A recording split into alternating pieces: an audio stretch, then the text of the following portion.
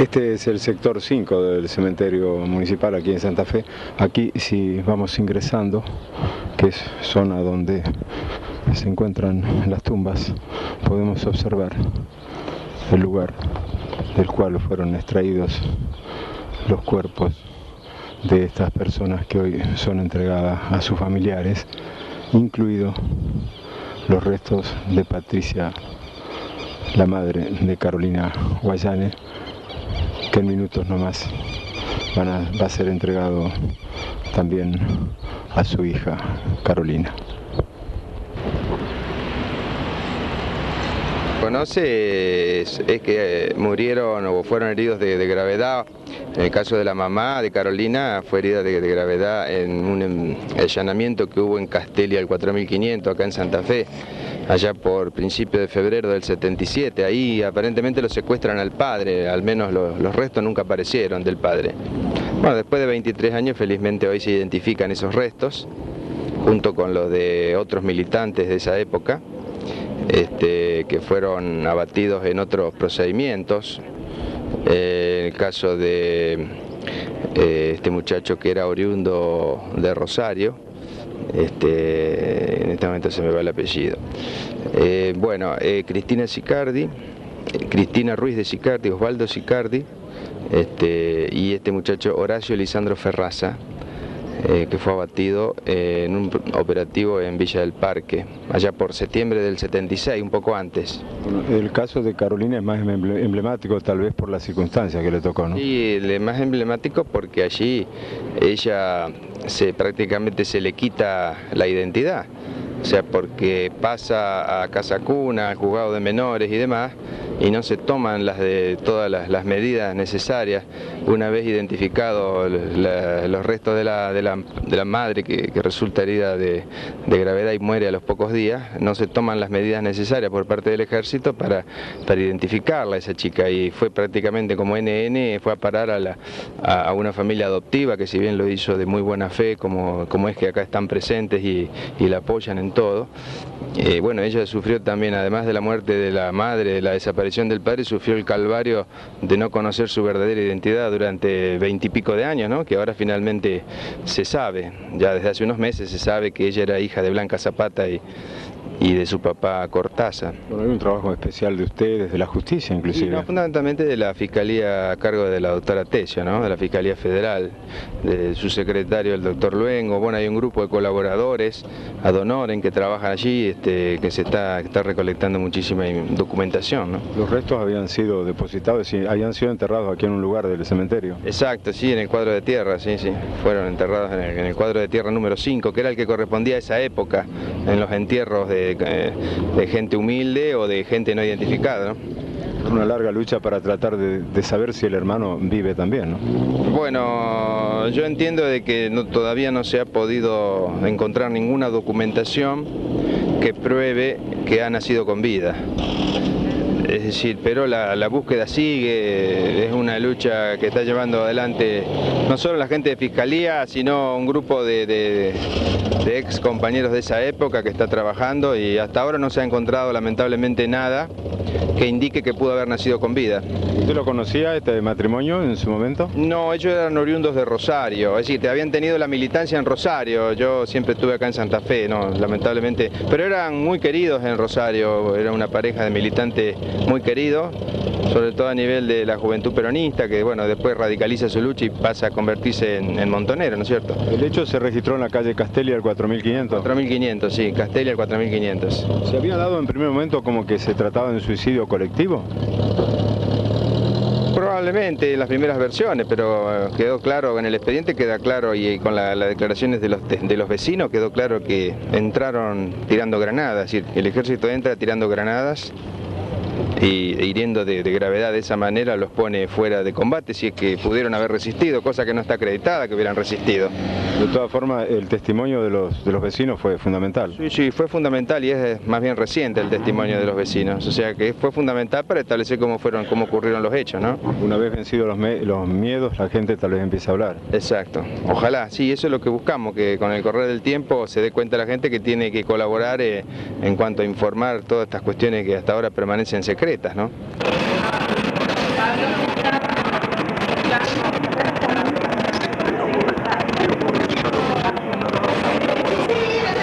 aquella vivienda de calle Castelli debe tenerla la justicia. ¿Dónde ha quedado? Está en la justicia, todo pasó en calle Castelli, no fue algo así nomás, hay que investigar mucho más, hay que empezar a buscar a las personas que aparecen en determinados papeles. Y bueno, hay delitos que prescribieron, pero hay otro que no, como es la sustracción de una criatura nacida en cautiverio, entonces voy a seguir hasta que el país me lo permita. ¿Cómo vivís este momento? Bien, triste a lo mejor, no sé. ¿Qué pasa en tu interior? Pasan tantas cosas que con palabras no te lo puedo explicar. ¡Vivan los obreros! ¡Vivan los revolucionarios! ¡Vivan los luchadores populares! ¡Vivan nuestros compañeros que se fueron pero que estarán siempre en nuestro recuerdo! ¡Por siempre! El abrazo de la doctora Tesio con Patricia, un momento realmente de una honda emoción, mientras anterior escuchábamos la arenga a favor de los grupos revolucionarios.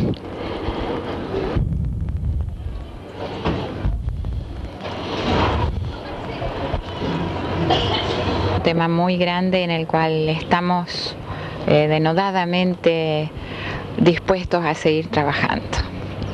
¿Se hace muy difícil?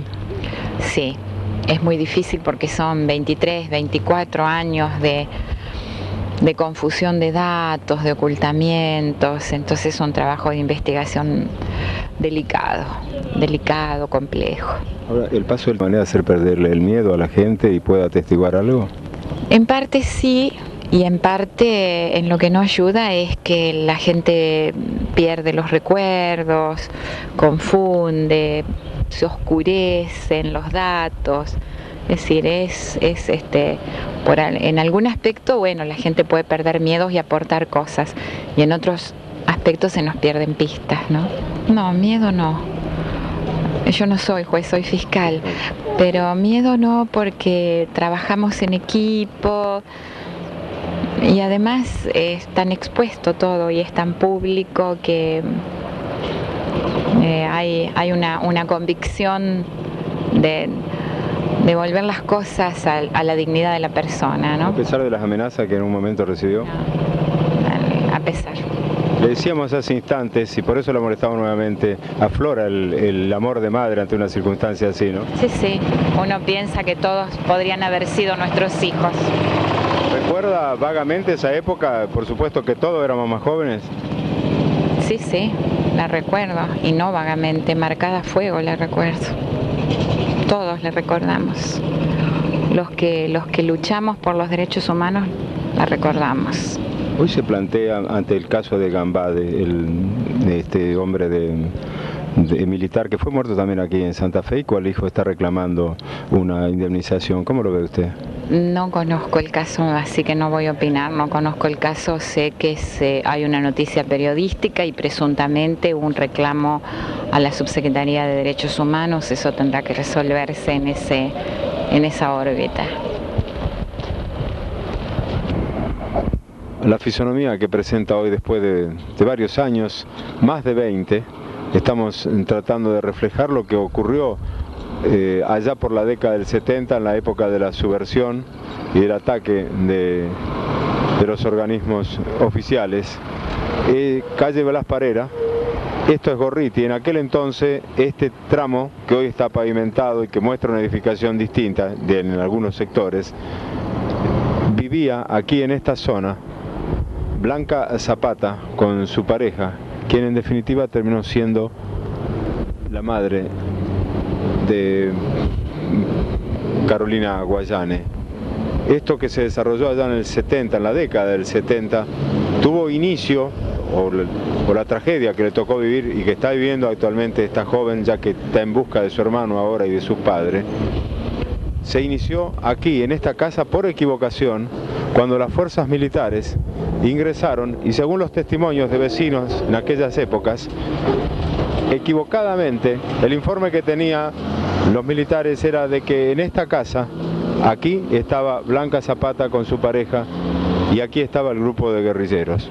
Como testimonio de lo que decimos, aquí todavía, en la reja, podemos observar perfectamente visible disparos, o lo que ha quedado de los disparos de arma de fuego, que en ese entonces, de las armas que utilizaron en ese entonces los militares, equivocadamente, en este domicilio, donde vivían un matrimonio en el cual tenía 3 hijos, que no tenía nada que ver, absolutamente nada que ver con la subversión, y que milagrosamente salvan sus vidas, ya que cuando se produce el tiroteo, se alcanzaron a cubrir. Luego las Fuerzas Armadas reconocieron el error. En definitiva, no era este el lugar, porque el lugar estaba aquí cercano, observamos perfectamente, y es visible las marcas de lo que ha quedado de los impactos de bala de aquel entonces, como testimonio de la crudeza como se vivía allá en la década del 70.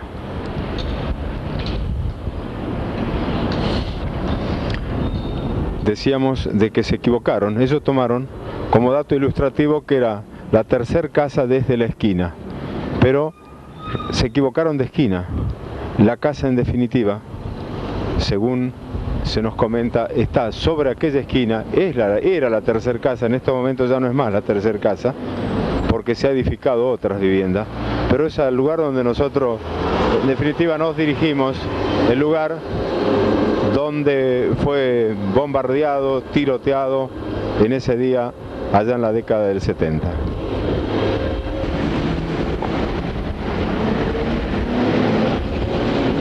Blanca Zapata, la madre de Carolina Guayane. Yo creo que sí, no sé. Bueno, ¿usted hace muchos años que está acá? 20 años. Así que, ¿no bien se produjo el tiroteo en esta casa? ¿Vino usted? No, mucho tiempo después. No, pasaron muchos años cuando yo encontré esta casa. Habrán pasado como...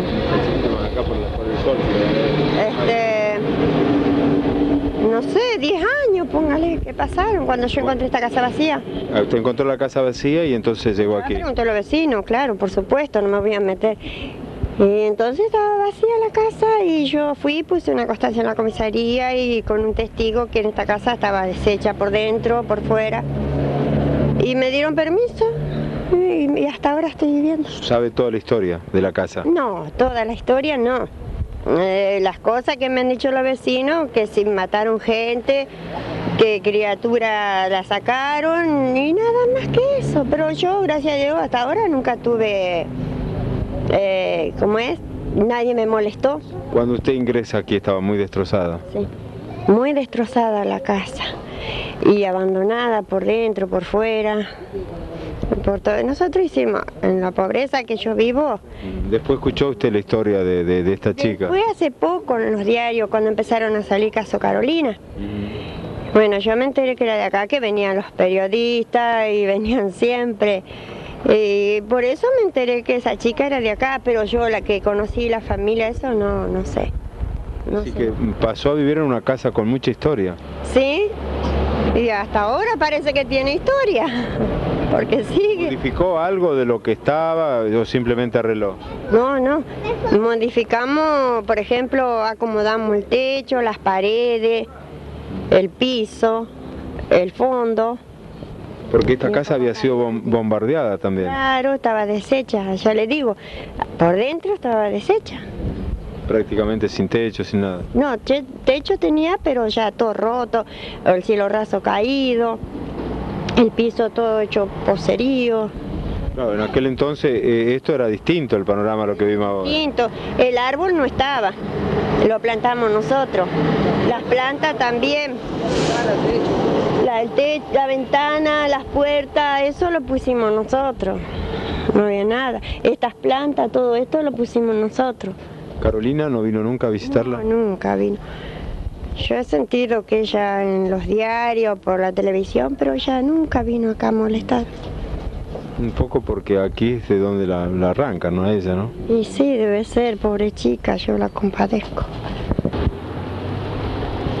Los años que tengo yo ya me he olvidado de todo, mire. Porque esto pasó allá por el 70, los años 70. Yo no me acuerdo cuándo fue, mire.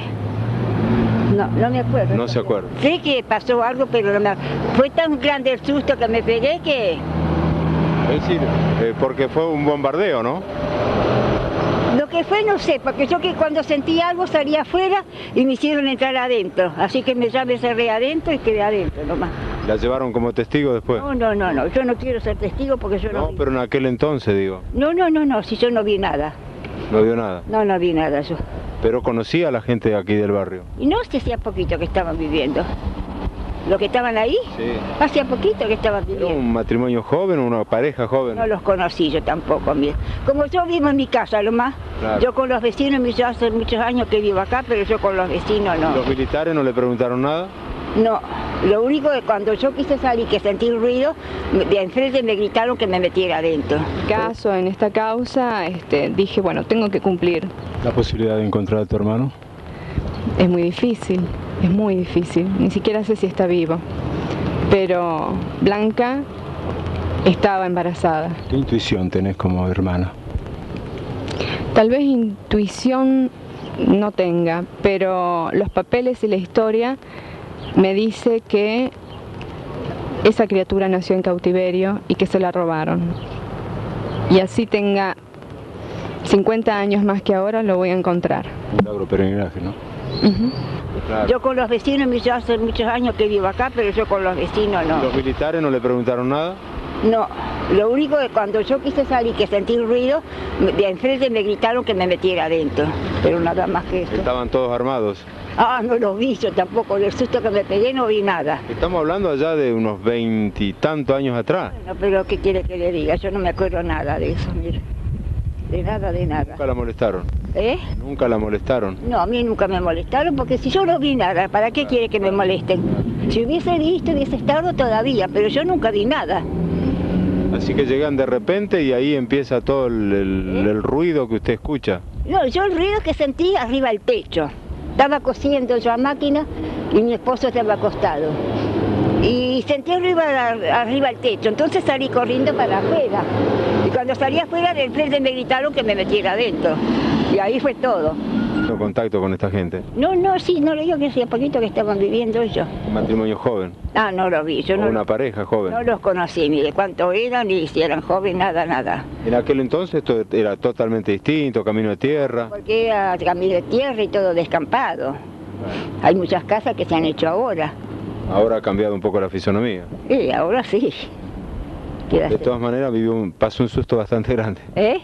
Sí que se fue grande, mire, porque yo no sabía lo que pasaba y ya le digo, salí corriendo afuera y de enfrente me gritaron que me metiera adentro. ¿Los militares?